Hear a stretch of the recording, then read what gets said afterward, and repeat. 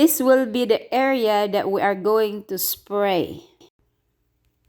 Hello guys, welcome back to our channel. My name is Cheryl. On this video, we are going to make a natural weed control. Now I am using 2 gallons of white vinegar and 2 cups of Epsom salt and 2 cups of liquid Dawn soap. If you want, you can mix 1 gallon of white vinegar, 1 cup of Epsom salt, and 1 cup of liquid Dawn soap.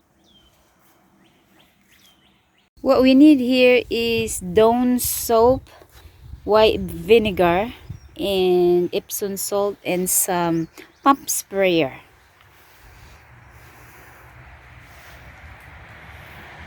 And we are going to need 1 gallon, 1 cup of Epsom salt, and 1 cup of Dawn soap. So I need 2 cups of Dawn liquid soap. Just gonna put that in here, inside this plastic container, and then in 2 cups of Epsom salt.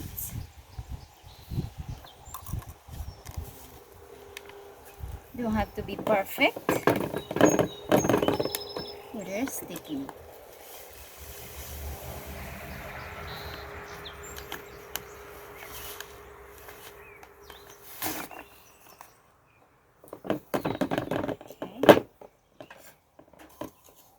The Epsom salt first so that it doesn't stick on your cup. So I did it the other way, so it doesn't matter.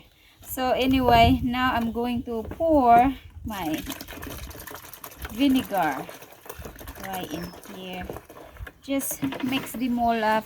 It's enough to melt the Epsom salt, and also the soap get mixed in together with the Epsom salt. Yeah, mix this baby up. And so these are the 2 gallons I'm going to pour into the pump sprayer. So I am going to have this sit for about 10 minutes. Should be already mixed in together. Now I'm going to pour this into the pump sprayer. Pour it right in here.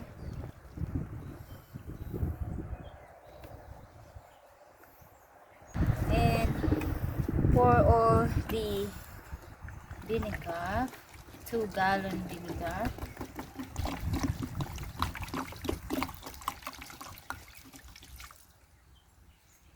Here.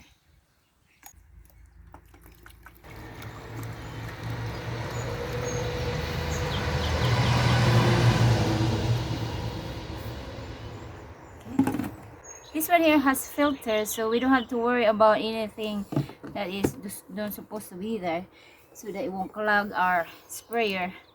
Okay. And tap on.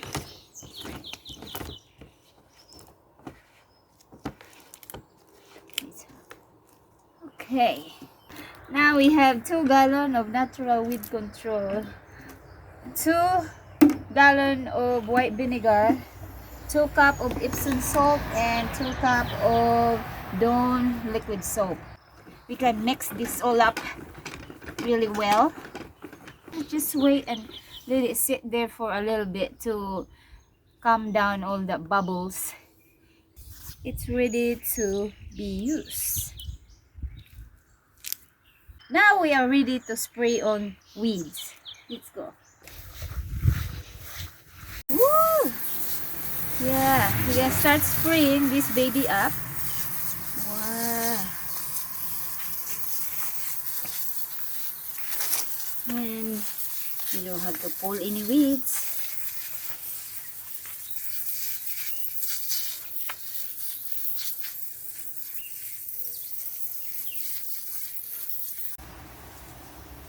Now I have to adjust the sprayer, because first time I use it, a lot of liquid coming out of it. It's best time to spray today because it is nice, beautiful, sunny day.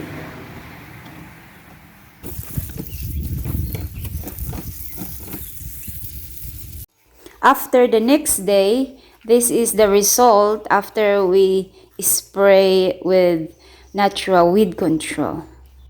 Thank you all so much for watching. Please like, share, and subscribe to our YouTube channel. All the best everyone. We'll see you on our next video. Bye!